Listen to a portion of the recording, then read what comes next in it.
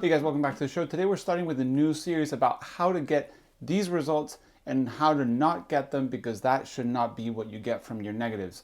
So when we teach you how to develop film, we always teach you the right way, but we never show you the issues.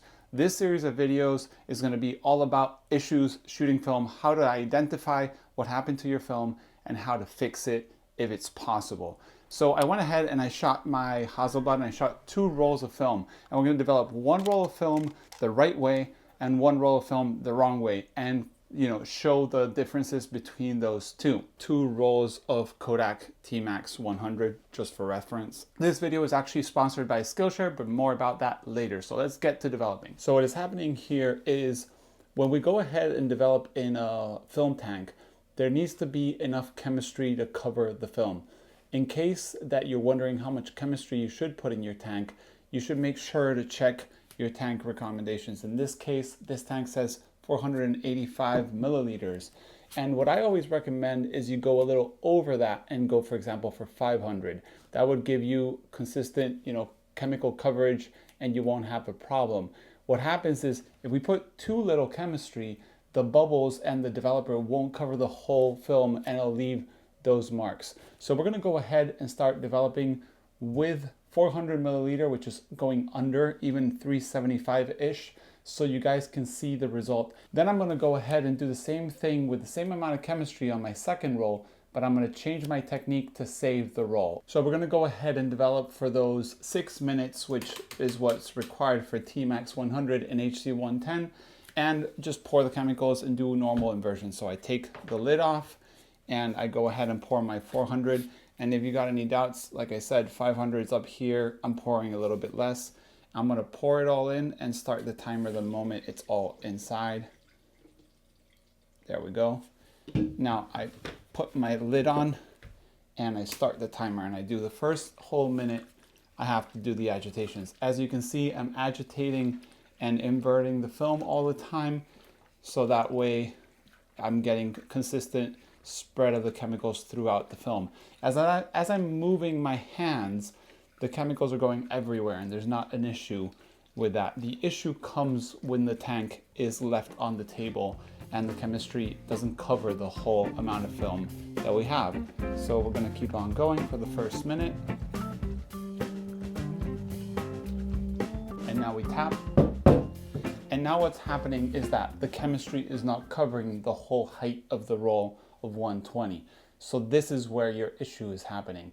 It's really complicated sometimes to understand what's happened to your roll, especially when you're starting. So this is a way for me to physically demonstrate how this is achieved, and that way you cannot do it that way unless you want it, and how to solve it if you realize the moment you pour that you're missing chemicals and you can't prepare another batch. Now we're pouring the stop bath.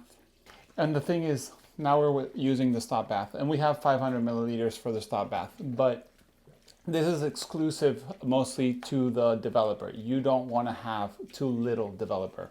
Probably too little stop bath won't kill it, and probably too little fixer won't make a huge issue, and you can always refix later down the date, but you can't redevelop your negatives. So this is the one you really have to nail, is the developer.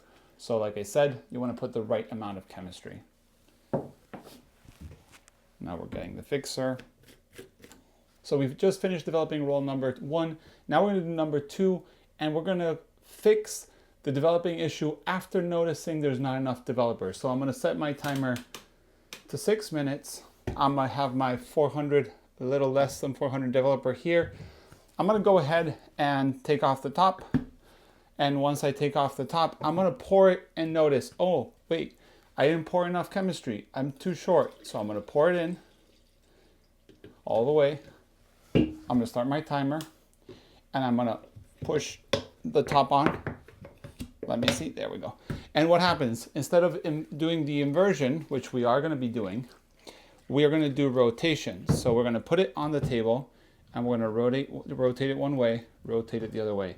And we're going to do this smoothly. We don't have to be too stressed about it, and it doesn't have to be an exact amount of time.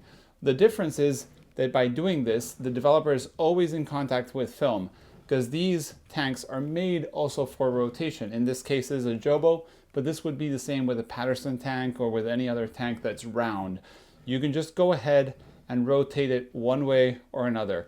Is this going to be perfect? It might not be perfect, but it won't give you those issues with your negatives.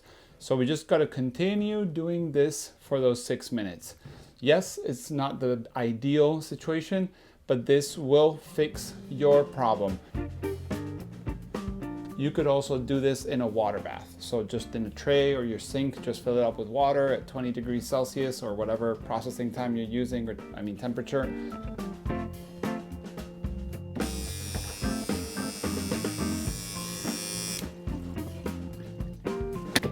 Everything else would be exactly the same. Stop bath and fixer.